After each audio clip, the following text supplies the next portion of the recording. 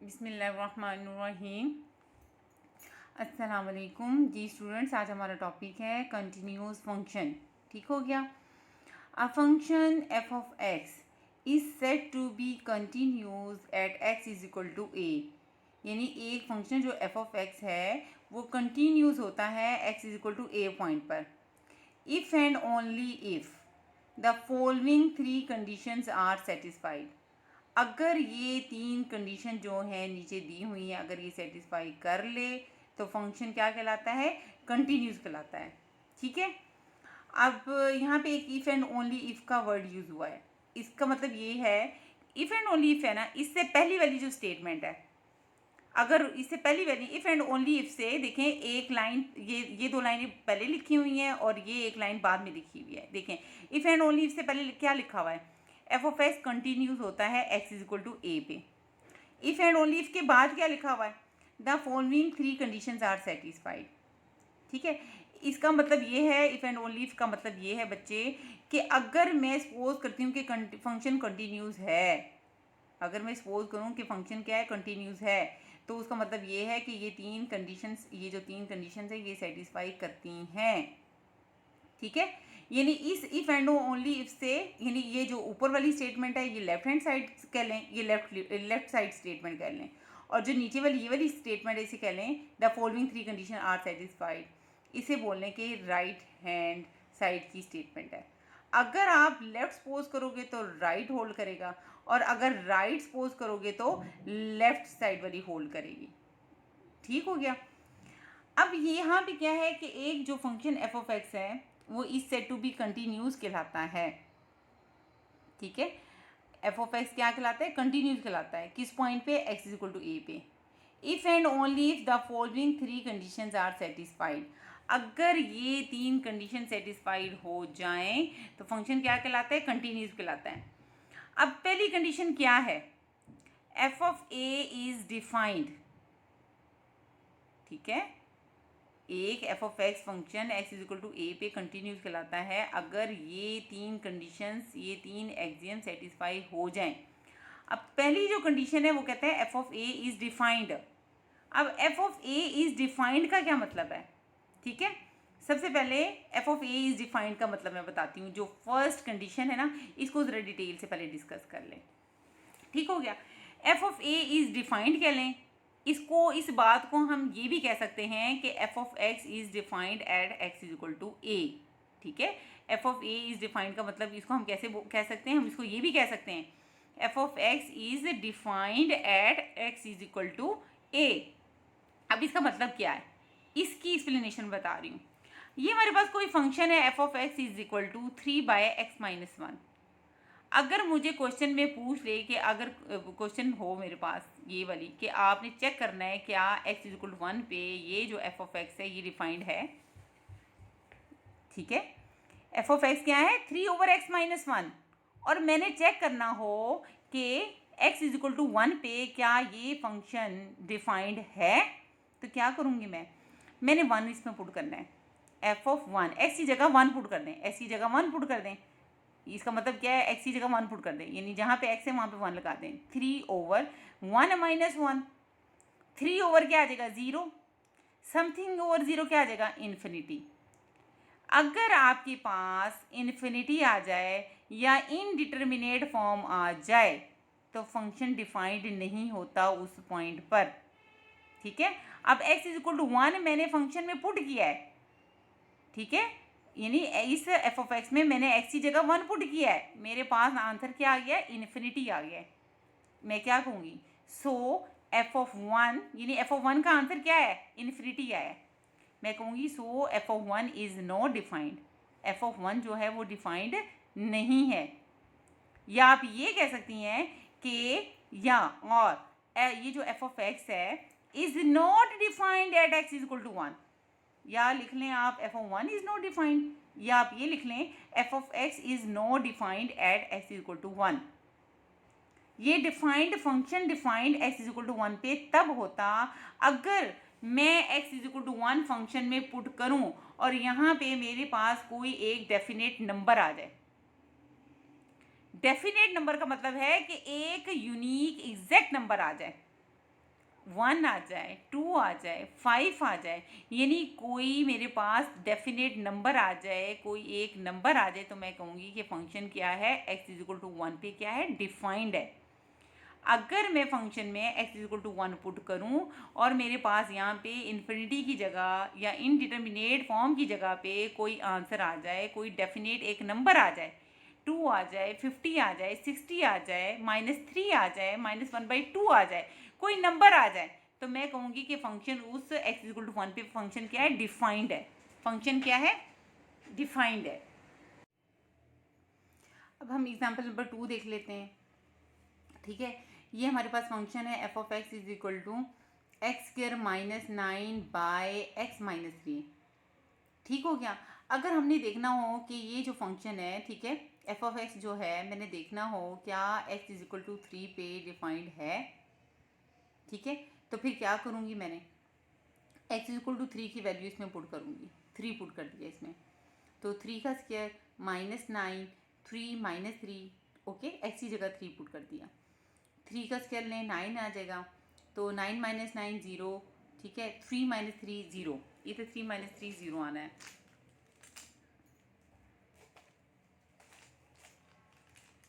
जी students, यहाँ पे 3 - 3 है, ओके, तो 3 - 3 क्या आ जाएगा, 0, तो ये 0/0 बन गया है। 0 को 0 के साथ हम कट नहीं कर सकते, 0 को 0 के साथ कट करके आंसर 1 नहीं लिख सकते।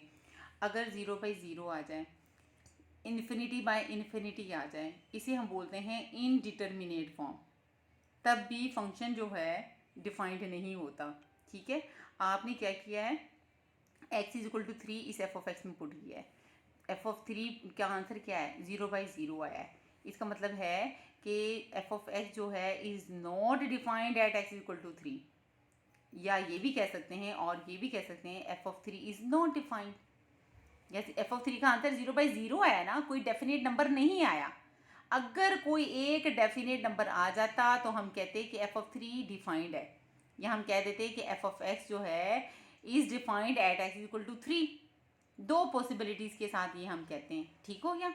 अब चूंकि 3 मैंने पुट किया और उससे मेरे पास 0/0 की फॉर्म बन गई है, इनडिटर्मिनेट फॉर्म बन गई है, मैं कहूँगी कि एफ ऑफ एक्स इज, ये जो फंक्शन है, is not defined at x equal to 3। क्यों? क्योंकि जो एफ ऑफ एक्स में x is equal to 3 put करके आंसर जो आया है वो 0/0 की फॉर्म आई है, वो इनडिटर्मिनेट फॉर्म आई है, कोई एक डेफिनेट नंबर नहीं आया। इसका मतलब ये हुआ कि ये जो फंक्शन है x इज इक्वल टू 3 पे डिफाइंड नहीं है। या इसको आप इस तरह भी कह सकते हैं, एफ ऑफ 3 का आंसर 0/0 आया है, एक डेफिनेट नंबर नहीं आया, आप लिख लें f of 3 is not defined. ठीक है, F of 3 is not defined का मतलब यही है कि फंक्शन में मैंने x की जगह 3 पुट किया और वो एक डेफिनेट नंबर नहीं आया होगा, तो एफ, यानी इधर से भी यही मतलब है, F of x is not defined at x is equal to 3। F of 3 का मतलब ही यही है कि एक्स की जगह 3 पुट किया है, function is not defined at x equal to 3। Okay, तो जब तक कोई एक एग्जैक्ट एक डेफिनेट नंबर ना आ जाए, जैसे ये देखिए एग्जांपल नंबर 3 है। अच्छा, ये इसका एक डिफाइंड भी होता है। दूसरी इस प्रॉपर्टी को हम ये भी कहते हैं कि ये वैल्यू, हम फंक्शन की वैल्यू निकाल रहे हैं। ठीक है, हम कहते हैं ना, यानी पहली जो ये प्रॉपर्टी है ना, F of A is defined. F of A is defined का मतलब क्या है, इसका मतलब है, इसको हम ये भी लिख सकते हैं, ठीक है, और या इसको हम क्या लिख सकते हैं, F of x is defined at x equal to 3। ठीक है, इस प्रॉपर्टीज जो पहली कंडीशन है, इसको हम वैल्यू का नाम भी देते हैं, इसे हम वैल्यू भी कहते हैं।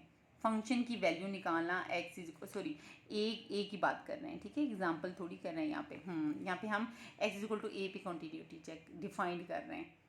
ठीक है, ये इसका मतलब ये भी है कि मैं फंक्शन की एफ ऑफ ए जो है ना, इसे वैल्यू भी बोलते हैं, कि फंक्शन की x is equal to a पे हम वैल्यू फाइंड आउट कर रहे हैं। ठीक है, पहली कंडीशन को वैल्यू का नाम भी कहते हैं, किसका नाम देते हैं, वैल्यू भी कहते हैं।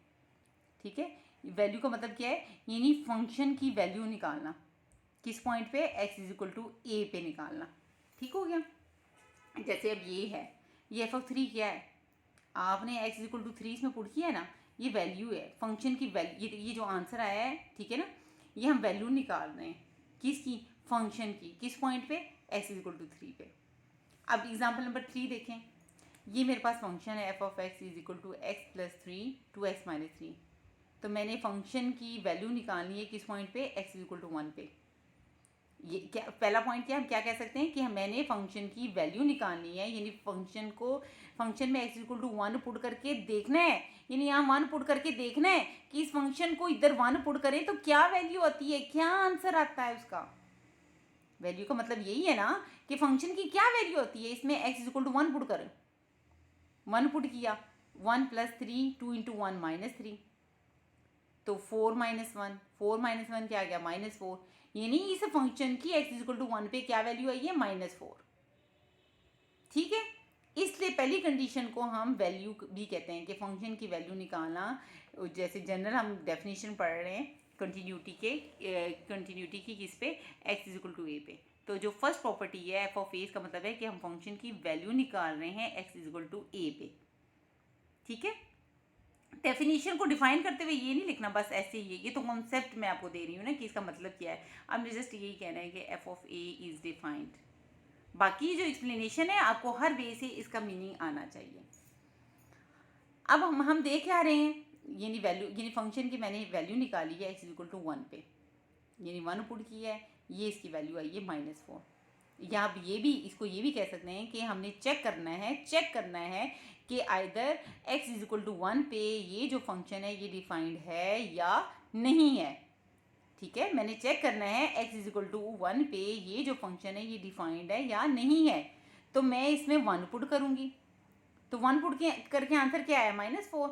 एक डेफिनेट नंबर आया है ना, इन्फिनिटी तो नहीं आया, 0/0 की फॉर्म तो नहीं बनी, इन्फिनिटी बाय इन्फिनिटी की फॉर्म तो नहीं बनी। ठीक है बेटा, ये जो होता है ना इन्फिनिटी आ जाए उसका मतलब है कि वो फंक्शन डिफाइंड नहीं है। इन्फिनिटी कब आता है, इन्फिनिटी तब आता है कि जब आपके पास ऊपर समथिंग ओवर 0, बटे में 0 आ जाए, ऊपर कोई भी नंबर हो, 2/0 आ जाए, इन्फिनिटी होगा। ठीक है, 30/0 आ जाए, इन्फिनिटी होगा, -4/0 आ जाए, इन्फिनिटी होगा। बटे में अगर 0 आ जाए तो उसका आंसर क्या आता है, यानी नंबर बटा 0 इन्फिनिटी के इक्वल होता है। ठीक है, और अगर आपका आंसर इन्फिनिटी आ जाए तो वो फंक्शन उस पॉइंट पे डिफाइंड नहीं होता। अब यहाँ पे 1 पुट करने से एक नंबर आया है, डेफिनेट नंबर आया है, -4 आया है। सो मैं कहूँगी f of x is defined at x is equal to 1, या मैं ये भी कह दूँगी, ये भी कह सकती हूँ F of 1 is defined, F of 1 is defined. ठीक हो गया, डिफाइंड का कंसेप्ट क्लियर हो गया कि जब कोई एक वैल्यू आती है, कोई एक डेफिनेट नंबर आता है तब फंक्शन डिफाइंड होता है। लेकिन अगर वो इन्फिनिटी आ जाए या इनडिटर्मिनेट फॉर्म बन जाए, यानी 0/0 बन जाए, इन्फिनिटी बन जाए, तो वो इनडिटर्मिनेट फॉर्म होती है, वो उस पॉइंट पे फिर वो फंक्शन डिफाइंड नहीं होता। ओके, तो ये थी हमारी पहली कंडीशन, पहली कंडीशन की सारी explanation, F of A is defined का मतलब क्या होता है। ठीक हो गया। दूसरी कंडीशन क्या है, ये किसकी कंडीशन पढ़ रहे हैं कि एक फंक्शन एफ ऑफ एक्स जो है वो x is equal to a पे कंटिन्यूस होता है अगर ये 3 कंडीशन सेटिस्फाई हों। पहली कंडीशन क्या है, F of A is defined, जिसको मैंने इतनी डिटेल से समझाया है। दूसरी कंडीशन है limit x approaches to A F of x exist. तो स्टूडेंट्स ये तो बहुत ही डिटेल से मेरे लेक्चर हैं आपके 1.4 का क्वेश्चन नंबर 1। ओके, ये तो बहुत ही एक्स्ट्रा मैंने डिटेल से बताया है कि लिमिट एग्जिस्ट का मतलब क्या होता है। ठीक है, यानी हमारी दूसरी कंडीशन जो है वो लिमिट फाइंड आउट करना है। क्या है, लिमिट फाइंड आउट करना है। तो थर्ड कंडीशन क्या है, पहली कंडीशन में यानी एक मतलब इसका ये है कि F of A is defined, यानी हम फंक्शन की वैल्यू निकालते हैं x is equal to a पे। दूसरी जो कंडीशन होती है उसका मतलब हम लिमिट निकाल रहे हैं। ठीक है, F of A is defined का मतलब है कि हम फंक्शन की x is equal to a पे वैल्यू निकाल रहे हैं। दूसरी कंडीशन का मतलब है कि हम x approaches to a limit निकाल रहे हैं, x approaches to A F of x, limit x approaches to A F of x exist का मतलब है कि हम लिमिट निकाल रहे हैं। X is equal to a पे क्या निकाल रहे हैं, लिमिट निकाल रहे हैं। तो ये तो क्वेश्चन नंबर 1.4 का फुल डिटेल के साथ, इसके मेरे ख्याल में 2-3 एक्स्ट्रा लिमिट के लेक्चर भी हैं, फुल डिटेल से मैंने बताए हुए कि लिमिट का क्या कॉन्सेप्ट है। तो थर्ड जो कंडीशन है, अगर ये कंडीशन 1 और कंडीशन 2 के आंसर सेम आ जाएं, यानी limit X approaches to A F of x is equal to F of A. F of A क्या है, एफ ऑफ ए जो है वो वैल्यू है, एफ ऑफ ए वैल्यू है ना, यानी एक फंक्शन होता है आपके पास स्टूडेंट्स, एक फंक्शन होता है, ठीक है ना, एक फंक्शन होता है, कोई फंक्शन है, आप जैसे आप ले लें x+1 है, ठीक है। तो जब आप इसमें जनरल में बता दें x equal to a put कर देती हैं, general x equal to a, तो एफ ऑफ ए आप पुट करें तो a+1 आ गया ना, ठीक है, कोई नंबर आ गया ना a+1, ए कोई भी मैंने जनरल कोई आर्बिट्रेरी नंबर ले लिया, तो ये जो एफ ऑफ ए है ये फंक्शन की वैल्यू है, ये वैल्यू है, ये क्या है, वैल्यू है किस पॉइंट पे, यानी ये हम वैल्यू फाइंड आउट कर रहे हैं फंक्शन की, एक्स यानी वैल्यू है eight x equal to A, ठीक है, ये हम वैल्यू फाइंड आउट कर रहे हैं, value at x equal to A, ये जो एफ ऑफ ए है ये फंक्शन की वैल्यू है किस पॉइंट पे, एक्स की जगह ए जो पुट किया है, तो एफ ऑफ ए का मतलब क्या है, value at x equal to A, किसकी, इस फंक्शन की, इस फंक्शन की ये वैल्यू है, एफ ऑफ ए जो है इस फंक्शन की वैल्यू है एक्स इक्वल टू ए पे, ठीक है। पहली जो है प्रॉपर्टी वो वैल्यू है, यानी वैल्यू फाइंड आउट करना, F of A is defined का मतलब ये है कि हम वैल्यू फाइंड आउट कर रहे हैं फंक्शन की x is equal to a पे। F of A is defined का मतलब क्या है कि हम फंक्शन में x is equal to a put करके फंक्शन की वैल्यू फाइंड आउट कर रहे हैं, एफ ऑफ ए एक वैल्यू है। दूसरी प्रॉपर्टी क्या है, लिमिट फाइंड आउट कर रहे हैं। तीसरी जो प्रॉपर्टी है limit is equal to F of A का मतलब क्या है, limit X approaches to A F of x is equal to F of A, ये तो सारी लिमिट है, और ये एफ ऑफ ए क्या है, वैल्यू, यानी limit is equal to value, limit is equal to value, limit और वैल्यू का आंसर इक्वल आना चाहिए, ठीक है। F of A is defined, limit exist और limit is equal to value, ये तीन कंडीशन अगर सेटिस्फाई हो जाए तो फंक्शन क्या कहलाता है, कंटिन्यूस कहलाता है। If any one of the above condition, above condition का मतलब ये है कि ये जो तीन कंडीशन हमने डिस्क्राइब की हुई हैं, ये जो तीन कंडीशन डिस्क्राइब की हुई हैं, if any one of the above condition is not satisfied, अगर इसमें से एक भी कंडीशन सेटिस्फाई ना हुई, then function f is said to be discontinuous, तो फंक्शन क्या कहलाता है, डिसकंटिन्यूस, यानी then function is said to be discontinuous, या आप ये कह लें कि then function is not continuous, ऐसे भी कह सकते हैं। फंक्शन इज डिसकंटिन्यूस कह लें, यानी फंक्शन कंटिन्यूस नहीं होता, या ये कह लें if any one of the above condition is not satisfied then function is said to be, then f of x is not continuous, then f of x is not continuous at x is equal to a. If any one of the above condition is not satisfied, then f of x is not continuous, then f of x is not continuous at x is equal to a.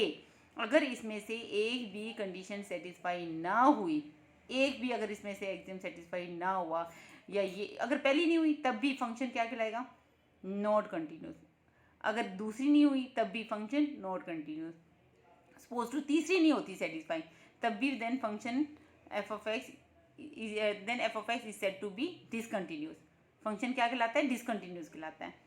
अगर ये तीनों condition satisfy होंगी तब function क्या कहलाएगा, continuous कहलाएगा, क्या कहलाएगा, कंटिन्यूस कहलाएगा।